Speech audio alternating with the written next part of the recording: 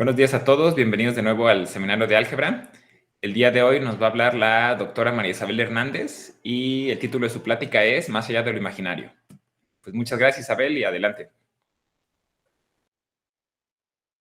Muchas gracias, Alonso. Gracias a todos por estar por aquí presentes virtualmente. Pues es un gustazo poder saludar a los cuates y sobre todo pues poder hablarles de una de las cosas en las cuales estoy trabajando. Aunque esta plática es de divulgación, al final trataré de darles un poquito, un par de ejemplitos de cosas no asociativas, que son cosas que generalmente uno no conoce en la carrera. Entonces, esta plática justo tiene ese objetivo, platicarles cosas que es muy probable que no se las topen en alguna clase de la facultad, ¿sale? Bueno, entonces, el título es, pues, Más allá de lo imaginario. Y bueno, vamos a empezar suavecito, ¿no? Entonces, a ver, vamos a recordar las estructuras que tienen los números reales. Entonces, los números reales, pues sabemos que tienen la estructura con la suma y la estructura con el producto sin el cero. R estrellita significa que le vas a quitar el cero. Entonces, esos dos conjuntos, pues son grupos abelianos. Aquí en este post-it les puse, solo por si no se acuerda alguna persona, les recordé que es un grupo abeliano. Grupo abeliano significa, pues, que la operación de grupo, pues, conmuta, ¿no? Entonces, estos dos son grupos abelianos. Bueno, ahora, cuando construimos los números complejos, vamos a pensarlo de la siguiente manera. Vamos a pensarlos como pares de números reales, así, y los pueden pensar que están como escritos de esta manera, donde en este momento i significa solo una etiqueta, ¿sale? Entonces, los números complejos van a ser escritos de esta forma. Ahora, pues si yo lo pongo como parecitos de números reales, pues está claro que son un R espacio vectorial de dimensión 2, ¿sale? Y pues su base será el 1 y será esa cosa que llamé como etiqueta i, ¿ok? Entonces, el 1 se etiqueta con el vector 1, 0 y la i se identifica con el vector 0, 1. Ahora, en ese conjunto de números complejos nos enseñaron a multiplicar. Entonces, aquí en esta tablita resume la multiplicación que tenemos en los complejos, ¿vale? Y pues lo relevante es que pues el 1 tiene que ser una unidad, entonces deja todo invariante, y la i, cuando la hago al cuadrado, pues me da menos el elemento identidad, ¿vale? Entonces, esta multiplicación se define de manera distributiva a todos los elementos de los complejos, ¿vale? Y lo que nos enseñaron también desde los primeros años es esta manera de multiplicar números complejos, ¿ok? Entonces aquí lo que quiero hacer notar es que los números complejos con la suma y con el producto que acabamos de definir aquí vuelven a ser cada uno grupos conmutativos, ¿sale? Entonces recuerden nada más que estrellita significa que le quité el cero, ¿sale? El cero no tiene inverso, entonces hay que quitar. Entonces, todo está muy bonito aquí. Sigo preservando digamos, mis estructuras de grupo conmutativo que tenía en R. Entonces, todo muy bien. Bueno, ahora vamos a recordar también un par de operaciones que también tenemos en los complejos. Entonces, esa es la operación que quiero recordar ahorita, es la conjugación. Entonces, recuerden que conjugar un número complejo es simplemente cambiar el signo a su parte que tiene la etiqueta ahí. ¿Sí? Entonces, esta operación es importante notar que es una operación R lineal, ¿sale? ¿Qué quiere decir esto?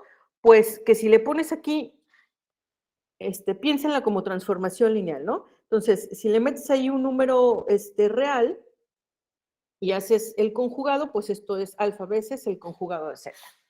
Y también comprobamos en algún momento que la suma de los conjugados es el conjugado de las sumas, etc. Entonces, es una función R lineal, ¿sale? Conjugar dos veces, pues es como si yo no hubiera hecho nada. Pues eso también es inmediato.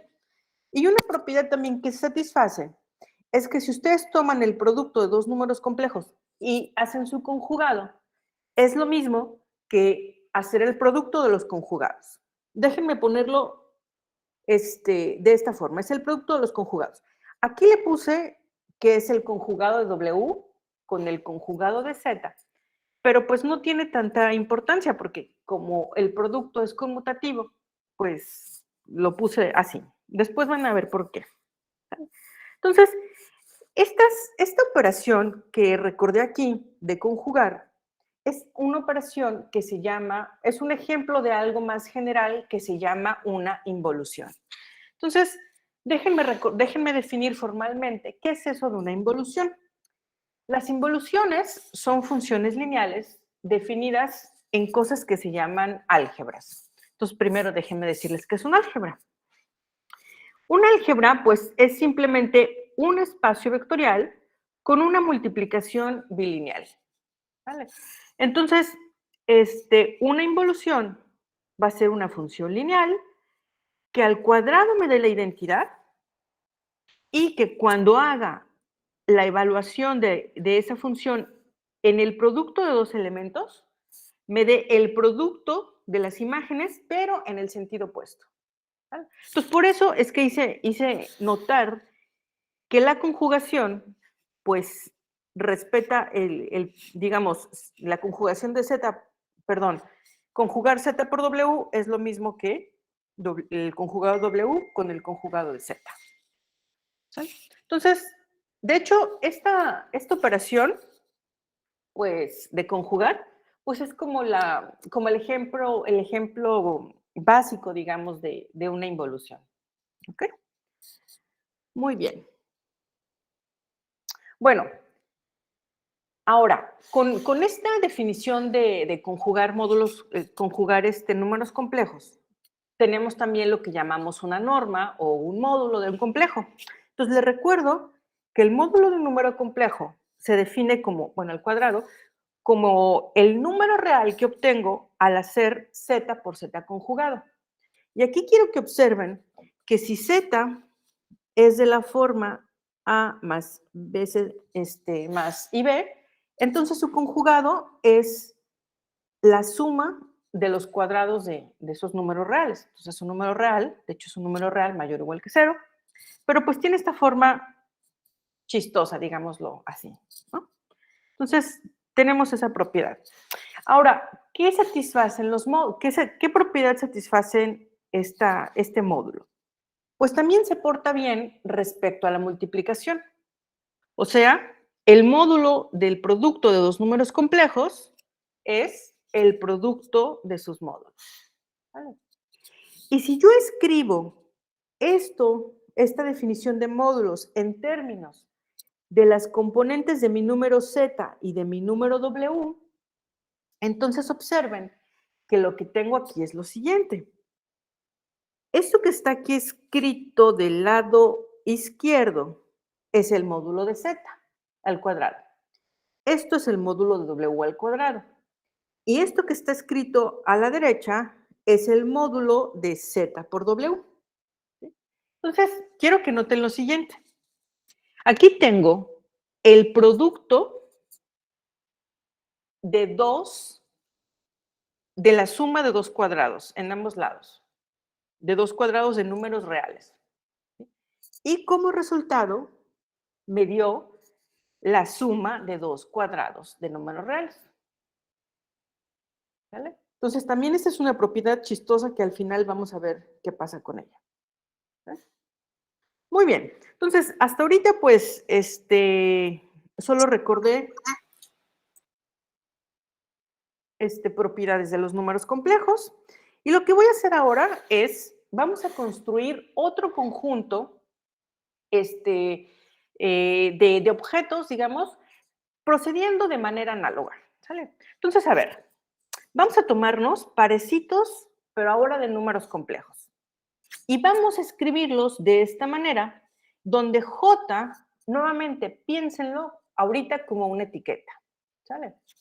Entonces, voy a definir la suma de dos números. Ah, no, perdón. Entonces, si yo escribo a mi número A y a mi número B, que son complejos, en términos de sus partes perdón, en términos de números reales, pues entonces voy a tener una expresión de este tipo. ¿Vale?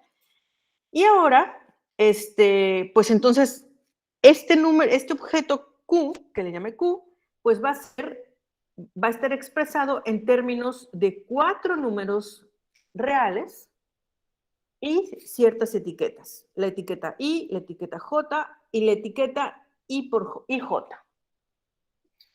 Bueno, para simplificar mi notación, llámenle a esa etiqueta IJ, llámenle K. ¿Ok? Entonces, ¿qué tenemos? Tenemos que un objeto, así Q, que construimos, lo estamos identificando con una cuatropla, un cuarteto o lo que sea, de números reales. ¿Sí? Y a ese conjunto de esos objetos lo voy a llamar H. Ahora, ¿qué puedo hacer ahí? Pues bueno, lo primero que puedo hacer es pensar ese conjunto como un espacio vectorial real de dimensión 4. ¿Mi base quién va a ser? Pues mi base va a ser el 1, la etiqueta I, la etiqueta J y la etiqueta K. Entonces, a esas etiquetas, pues las estamos identificando con estos vectores canónicos de R4. ¿Vale? Y ahora, podemos definir una suma. Aquí va una suma.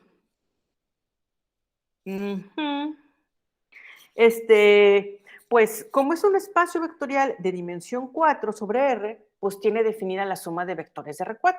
Ahí no hay ningún problema. Ahora, vamos a definir una manera de multiplicar esos objetos. La manera va a ser la siguiente. Tomen dos de esas cosas y definan el producto de la siguiente manera. Como AC menos el conjugado de D por B. Recuerden que D es un número complejo, entonces tiene sentido que lo conjugue. Y luego la parte que va a estar con la etiqueta J, defínanla de esta manera. Nuevamente aquí observen que está involucrado el conjugado de mi número complejo C. ¿Sale? Y aquí lo primero que tienen que notar es que hay una pequeña diferencia en cómo defino este producto y cómo uno define la multiplicación a los números complejos. ¿Por qué? Déjenme solamente recordar cuál era la fórmula, bueno, o la manera de que uno multiplica números complejos. Entonces, uno lo hace así. Pues lo hace como polinomios, ¿verdad? Uno multiplica A por C y luego multiplica A por D con una I y luego B por C con una I y luego multiplica B por D al cuadrado. Y pues de aquí uno obtiene su formulita que le enseñaron desde los primeros años de la facultad. ¿Sí? Ahora, entonces, miren cómo está expresado esto. Aquí observen que tengo aquí el orden un poco cambiado, aunque como estos son números complejos, ahorita no va a importar tanto, pero como está la conjugación, pues sí tiene relevancia el orden aquí. ¿Sale? Entonces, ahí no se multiplican propiamente como polinomios, pero pues hay una formulita ahí muy bonita. Ok, entonces ahora, ¿qué propiedades cumple esta multiplicación? Entonces, pues las propiedades son las siguientes. Primero, los elementos de la base, que eran el 1, el I, el J y el K, siguen esta tablita de multiplicación. El 1, pues es la unidad, entonces cualquier cosa por 1, pues va a ser cualquier cosa.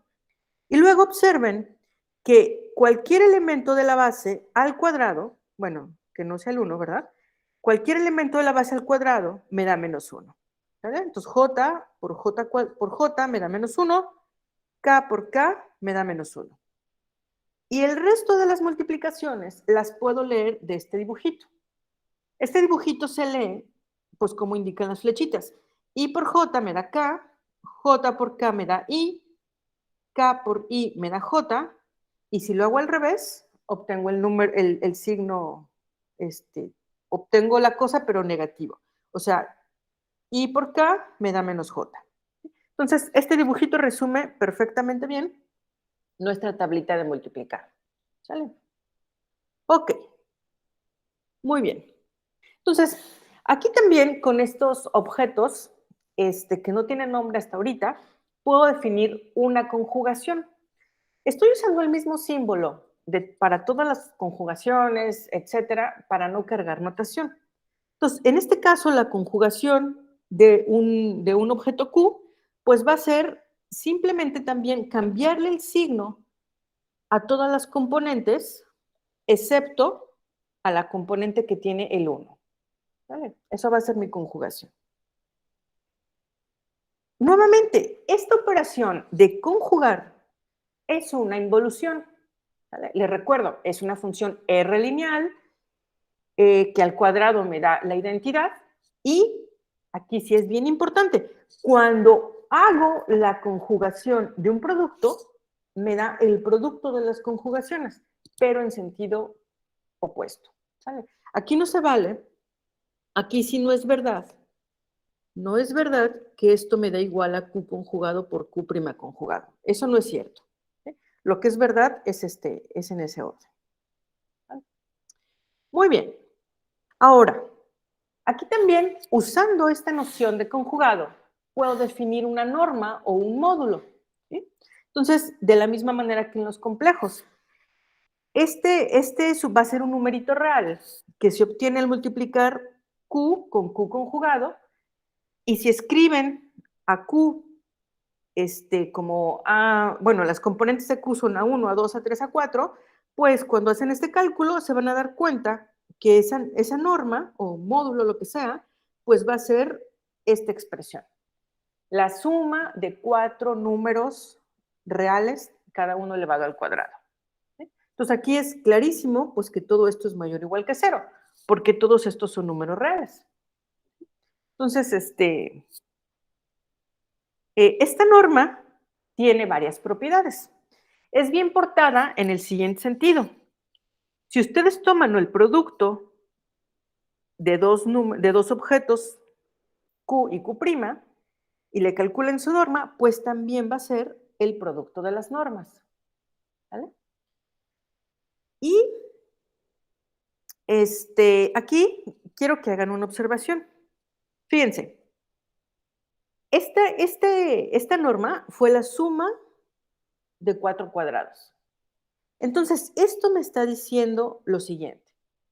Me está diciendo que el producto de 4 cuadrados con el producto de 4 cuadrados me va a dar, me va a dar la suma de 4 cuadrados. Así como los números complejos tenía el producto de la suma de 2 cuadrados, no, espérate, ¿cómo es? El producto, dos productos, no, el producto de dos, ay, perdón, ya me hice bolas.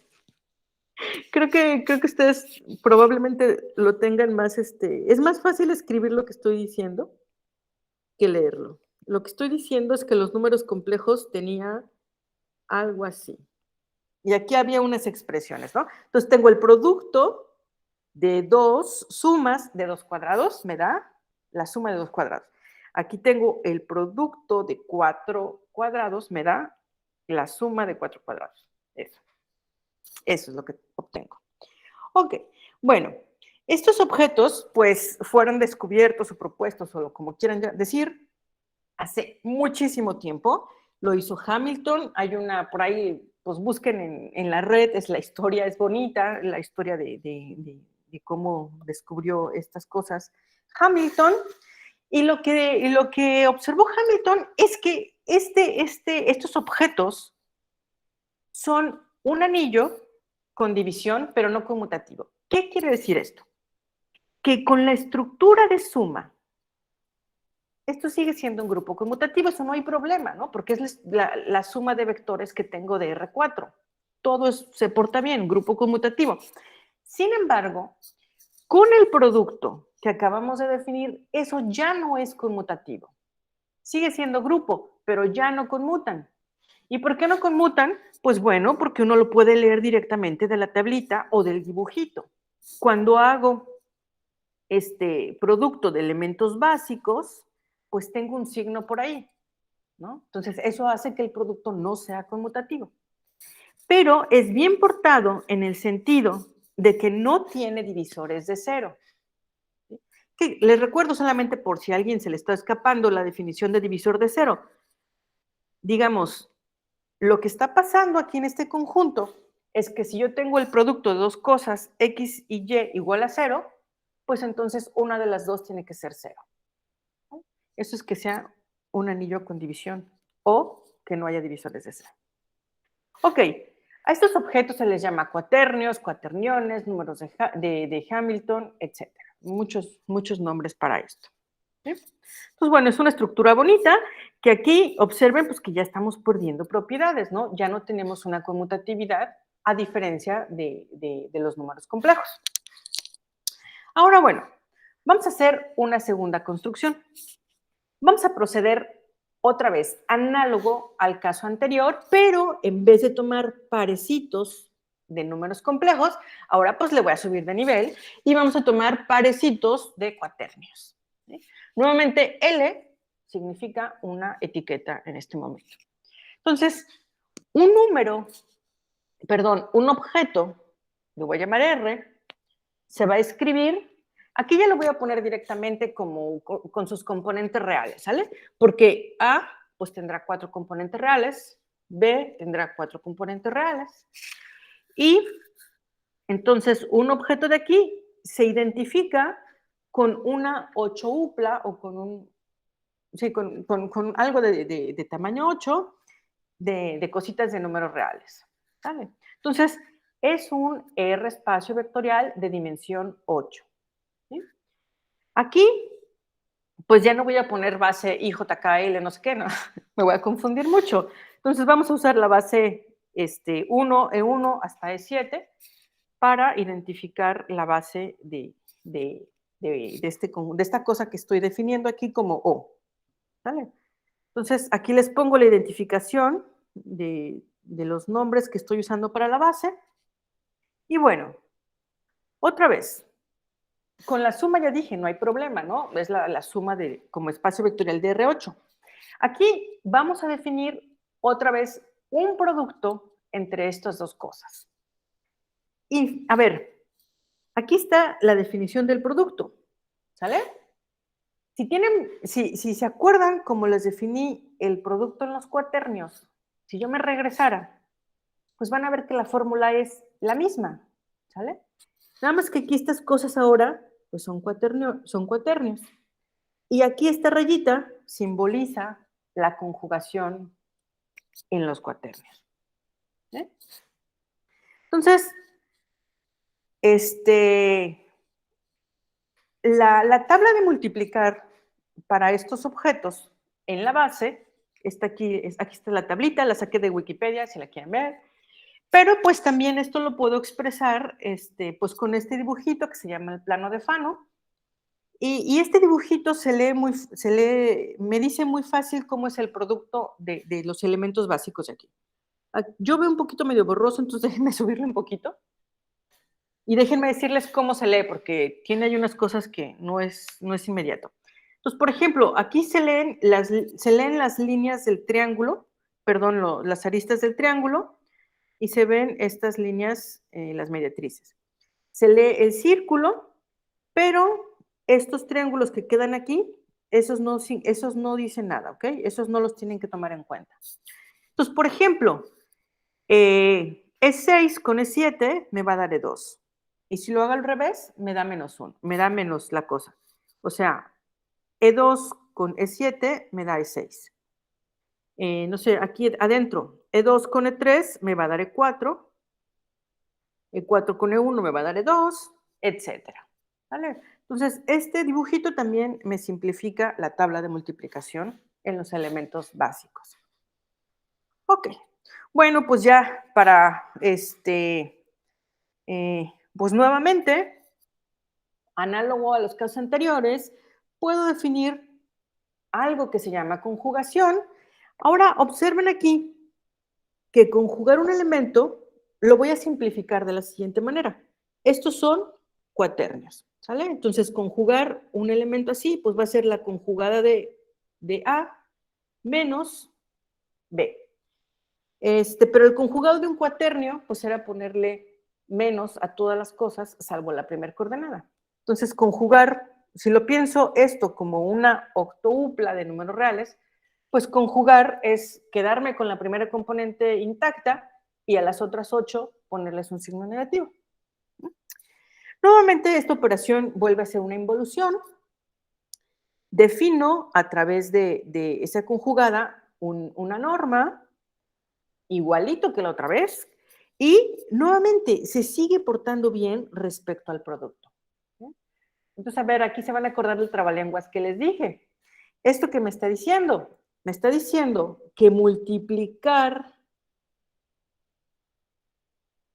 dos sumas de 8 números complejos, de 8 números reales, me va a dar la suma me va a dar la suma del cuadrado de 8 números reales. ¿Ok? Esto es a propósito para que se acuerden de cómo va la definición, ¿eh? No crean que me trabo. Yo hablo re bien, solo que aquí estoy haciendo la adrede. Ok, entonces, bueno, este teorema de que se debe a Graves, también viejísimo, de 1843, nos dice las propiedades que satisfacen estos objetos, a los cuales les llamamos octonios, octoniones, qué sé yo. Nos dice, nuevamente, esto pues que no es novedad, ¿verdad? Que con la suma tengo un grupo abeliano, con el producto ya no tengo un grupo. ¿Qué me falla? Pues me falla primero la conmutatividad, pero pues eso no es nada del grupo, ¿verdad? Lo que me falla es la asociatividad. Entonces aquí ya empecé a construir cosas que son no asociativas, cosas que a principio pues salen de nuestra intuición, ¿no? Porque desde que estamos, otra vez, pues desde que empezamos a contar, a conocer los números, implícitamente estamos acostumbrados a que los productos sean asociativos, ¿no? Cuando aprendemos a los números reales, qué sé yo. Y luego cuando entramos o cuando nos enseñan funciones, por ejemplo, cuando aprendemos funciones, sabemos que la composición de funciones pues también es asociativa. Las matrices, luego en álgebra lineal, pues también el producto es asociativo. Todo es asociativo. Pero aquí ya empezamos a conocer cosas que no son asociativas.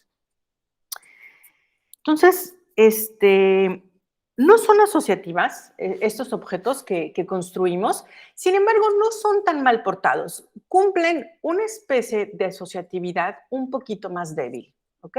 ¿A qué me refiero con que son asociativos de manera más débil? Pues a esto que está escrito aquí. Si ustedes toman, aquí X y Y representan octonios.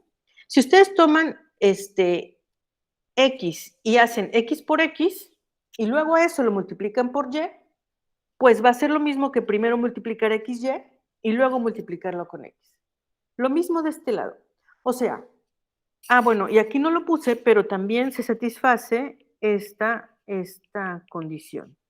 Esto se llama identidad flexible. ¿Sale? Entonces, digamos, los octonios son asociativos cuando solo cuando solo asocian con dos elementos. ¿Ok? Ya con tres ya no necesariamente, pero con dos elementos sí. Las estructuras algebraicas que satisfacen estas identidades se llaman alternativas. ¿Sale? Entonces, las álgebras alternativas son como, pues, álgebras que ya no son asociativas, pero pues no tan mal portadas, como ya lo comenté. Entonces, los octonios son un ejemplo de una álgebra alternativa. ¿Ok?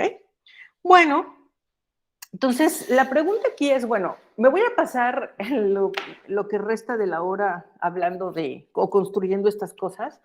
O sea, digo, puedo continuar construyendo objetos de la misma manera, ¿no? O sea, hacer una tercera construcción pegando pares de octonios y hacer lo mismo, pues sí, puedo seguir así cuantas veces quiera. El problema va a ser qué estructura va a tener el objeto que construyas. Entonces, bueno, pues aquí hay también un teoremazo que también observen, son teoremas viejos, ¿eh? Bueno, este último ya no ya no es tan, bueno, tiene 70 años, ¿no? Que me dice que los números reales, los complejos, los cuaternios y los octonios son las únicas álgebras reales de dimensión finita con división. ¿Qué quiere decir esto? Quiere decir que si ustedes continúan construyendo, por ejemplo, cosas con pares de octonios, van a tener divisores de cero. Eso es lo que me está diciendo. Y de hecho, ya no van a obtener algo ya no van a obtener algo que satisfaga estas cosas. Van a obtener algo que se llama álgebra asociativa en potencias, cualquier cosa que sea eso, pero es mucho más débil que estas identidades. ¿Ok? Entonces sí, puedo seguir haciendo mis construcciones, pero pues voy a obtener cosas, digámoslo, pues ya no tan ricas algebraicamente, o no sé cómo decirlo.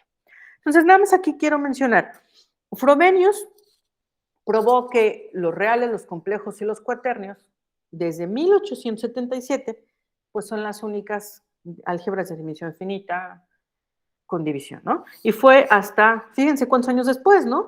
Que estos señores probaron que si se plantean este mismo problema en un sentido más general, pues, álgebras alternativas, pues la única álgebra nueva que pudieron meterle a la lista, pues fue la de los octonios. ¿Ok? Bueno, muy bien.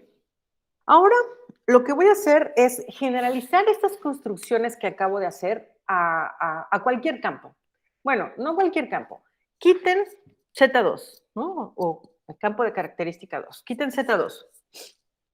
Entonces, voy a hacer otra vez una serie de construcciones y vamos a ver qué obtenemos. Entonces, para eso, lo primero que tenemos que hacer es fijen un numerito alfa, pero que sea diferente de 0. ¿Sí? Entonces, vamos a construir nuestra primera álgebra A1.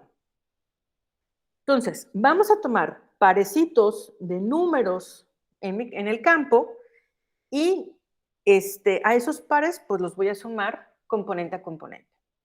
Como en el caso cuando tomé R e hice los números complejos, pues la suma era componente a componente y no hay problema. Ahora, definan el producto de dos de esos objetos, esos parecitos, utilizando ese número alfa que ustedes fijaron. Y ese número alfa lo van a meter aquí. ¿Ok? Entonces, aquí está mi producto que estoy definiendo. Ok. Definamos la conjugación igualito que en las otras construcciones. Entonces, esta vuelve a ser una involución y aquí lo relevante es que cuando suman cualquier par con su conjugado, pues me va a dar un escalar. Y cuando multiplican ese parecito con su conjugado, me vuelve a dar un escalar. Eso es importante remarcar. Ok, entonces vamos ahora con nuestra siguiente construcción. Ya tenemos A1 construido, ¿no? A1 lo construimos a partir de alfa fijo. Ahora vamos a construir otra cosa. Vamos a tomar para ello otro numerito diferente de 0 al cual llame beta. Entonces vamos a considerar otra vez pares de cosas que viven en A1. ¿Ok? Otra vez la suma pues es componente a componente y ya el producto aquí está escrito. Fíjense, aquí ya tengo mi numerito beta involucrado, el cual fijé, y aquí ya empiezan a aparecer otra vez los conjugados que definí para A1. ¿Vale? Aquí están los conjugados. Y tal vez, si ya están identificando qué es lo que hice hace rato con los complejos, los cuaternios, etc. Y si no lo han visto, ahorita lo hago explícito. Bueno, nuevamente, puedo definir la conjugación, puedo observar que esa conjugación es una involución, satisface estas condiciones, etc. Ahí no hay nada nuevo. Y otra vez, puedo hacer lo mismo con A3, tomando otro numerito diferente de 0 y considerando pares de cosas en la construcción anterior. Y así me puedo seguir, ¿no? Entonces, puedo obtener una cadenita de cosas, empezando con el campo que le llamé A0, y luego pues la construcción de A1, que depende de un escalar alfa, A2, que lo construí en base a 1, pero déjenme abusar de la notación y ponerlo de esta manera. Como que agarro el campo y dos elementos distintos, dos números distintos de 0 y hago mi construcción. A3 lo mismo, solo que agarro 3 elementos no 0 y procedo como dije hace un momento. Y así me puedo seguir, ¿no? Entonces, estos objetos, hay teoremas que nos dicen cuándo esos objetos son álgebras de división, o sea que no hay divisores de 0. ¿Vale? Entonces, por ejemplo, les pongo aquí que se entiende muy bien. En la primera construcción, esto no va a tener, tiene divisores de 0, tiene divisores de 0 si este polinomio tiene solución en el campo. Entonces va a tener divisores de 0. Entonces, a ver, nuestra construcción de los números complejos fue tomando a f como los números reales. Y nuestra alfa, seguramente ya se dieron cuenta, fue -1. Entonces, ¿por qué, en base a este teorema, por qué los números complejos no tienen divisores de 0? Pues porque el polinomio x² más 1, que es tomando alfa igual a -1, eso no tiene divisores, eso no tiene solución en R. ¿Vale? Entonces este teorema pues me dice lo que yo ya sabía, ¿sí? Que los números complejos no tienen divisores de 0. ¿Vale? Sin embargo, por ejemplo, si yo me tomara este numerito como 1, pues esto claramente tiene solución en R, ¿no? La solución es 1 y -1. Entonces, esa construcción va a tener divisores de 0. Ahorita les muestro explícitamente cuáles son esos divisores. Bueno, la segunda parte del teorema dice que si ustedes hacen la construcción que le llamé A2, con estos alfa y esos beta fijos, entonces eso va a tener divisores de 0, sí y solo si este polinomio tiene soluciones no triviales en el campo. ¿Ok? Nuevamente, los cuaternios los obtuve con esta construcción tomando alfa igual a -1 y beta igual a -1. Entonces, en ese caso, el polinomio que me queda sería x² menos y² igual a z al cuadrado. Y pues claro, la única solución en R para ese polinomio, pues es 0, ¿no? Estoy sumando, bueno, es 0, entonces por eso los cuaternios tampoco tienen divisores de 0, digamos, usando el teorema. ¿Vale? Y finalmente, para la construcción análoga a la de los octonios, el resultado ya no es tan trivial, pero pues existe, que eso es lo relevante. Entonces, esta tercera construcción va a tener divisores de 0 si, solo si este polinomio no tiene soluciones triviales en F. ¿Vale? Y bueno, ya no voy a seguir con la construcción A4 que podríamos hacer porque ni siquiera sé si hay resultados o no. Yo no lo sé. Puede que sí haya en algún caso, no lo sé. Esto es como lo más conocido, digamos.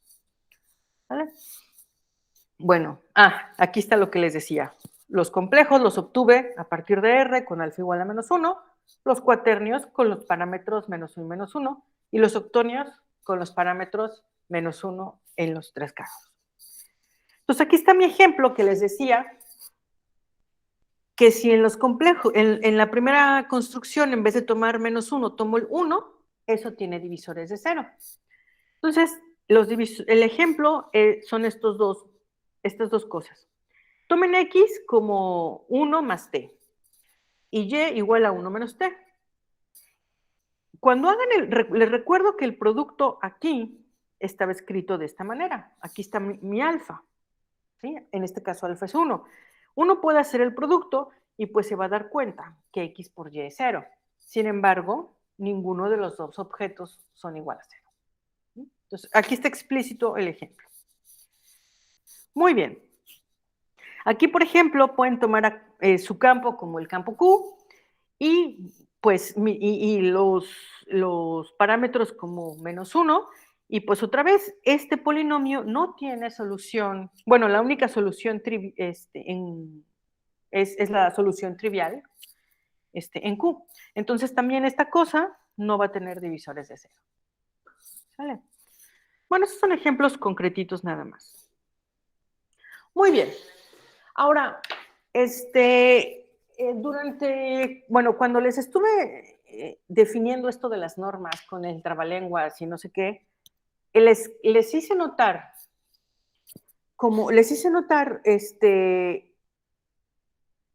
algo que nos dice bueno, les hice notar lo que dice este problema para las dimensiones 2, 3 y 4.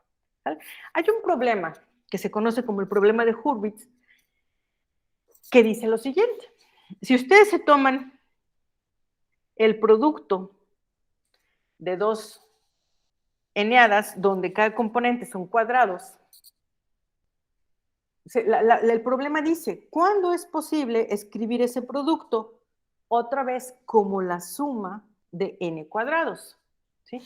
Estas cositas que están aquí no van a ser arbitrarias, no quiero que sean arbitrarias, quiero que dependan de estas otras entradas que te puse de este lado.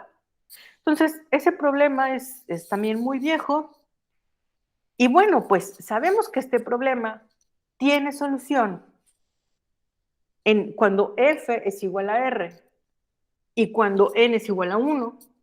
Bueno, cuando n es igual a 1 es trivial, ¿verdad? Cuando n es igual a 2, la solución nos la dan los números complejos. Cuando n es igual a 3, nos las dan los números los cuaternios, y cuando n es igual a 4, nos la dan los octonios. Entonces, bueno, esos objetos algebraicos que construimos, pues dan solución a este problema muy bonito. Ahora, no sé si este problema, yo creo que ni siquiera se sabe, si tiene solución para cualquier campo o si tiene solución para cualquier n. Es un problema súper difícil, pero muy fácil de plantear, ¿no? Entonces, pues no sé qué más haya sobre este problema. Bueno, con eso termino, y bueno, pues me gustaría escuchar sus preguntas o sus comentarios.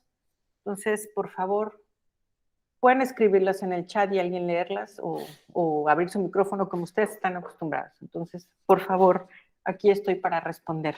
Muchísimas gracias. Muchas gracias, Isabel. Muchísimas gracias. ¿Preguntas, comentarios?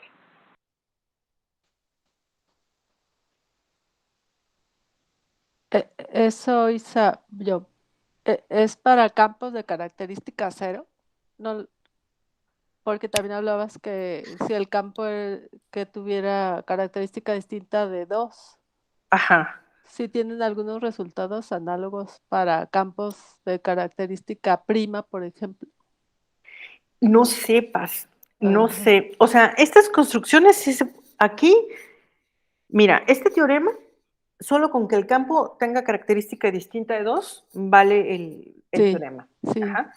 Pero aquí para este problema de Hurwitz no tengo idea, la verdad. sí. Ahí sí te lo debo, no sé. Según Ajá. yo, no, creo que aquí no hay, ay, ya no, mejor no te digo si sí hay restricción sobre la característica. Sí. Se me olvidó buscarlo. No, no importa, pero tengo esa inquietud porque ahorita estamos viendo algo de eso, de las características de los campos con los códigos, que estamos un poco metidos ahí, y pues me llamó la atención, pues. Ah, ya. Ajá. Gracias. No, a ti.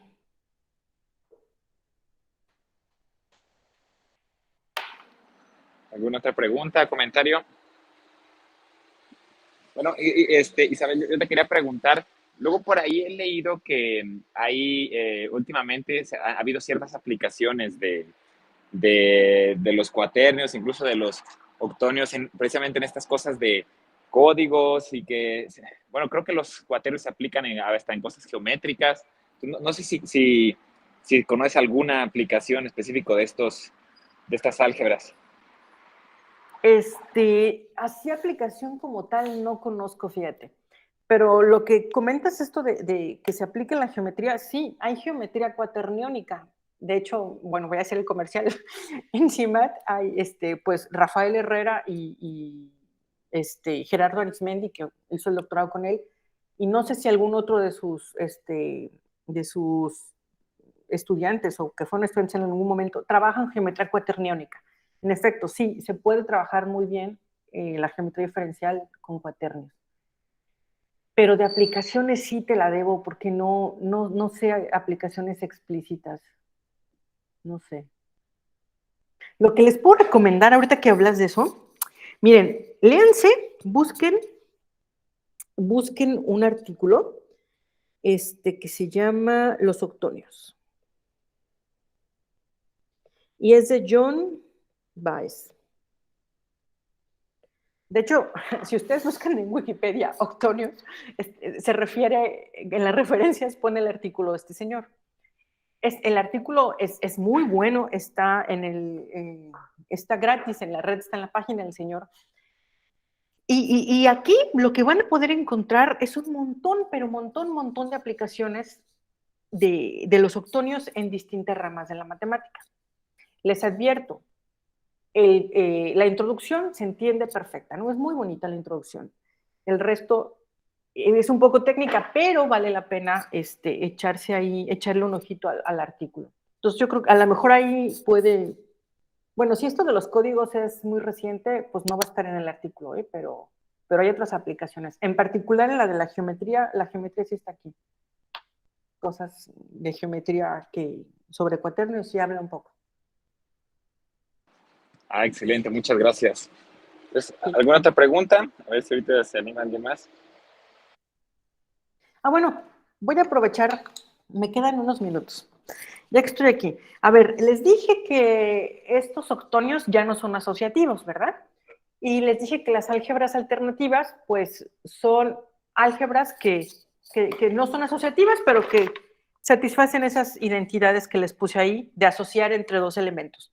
Entonces, les quiero poner un ejemplito de algo que no es asociativo y que se entiende muy bien. De hecho, ese ejemplo estoy leyendo una tesis y lo acabo de encontrar en la tesis, yo no lo conocía. Entonces, el ejemplo va así. Y piensen en Rn si quieren, o lo que sea. Tomen un espacio vectorial de dimensión finita, ¿no? Entonces, dimensión finita, lo que sea. Y definan la siguiente multiplicación. B1 por B2 lo definen como la suma de los vectores, pero lo dividen entre 2. ¿Vale? Entonces, pues es claro que este producto es conmutativo, ¿verdad? Porque pues, está dado en términos de la suma de vectores, y la suma de vectores es conmutativo. Ok. Pero, ¿qué pasa cuando ustedes hacen el producto de 3 vectores? Entonces, si yo hago B1 puntito B2 y luego puntito B3, eso es B1 más B2 entre 2, puntito B3. ¿Sale? Pero mi definición me dice, bueno, ya no voy a hacer la cuenta, voy a poner el resultado, que es B1 más B2 más 2 veces B3 entre 4. Hagan la cuenta. ¿Sale? Y cuando lo hacen, lo asocian de esta otra manera, pues lo que les va a salir es que el 2 está en el otro lado. Ay, perdón.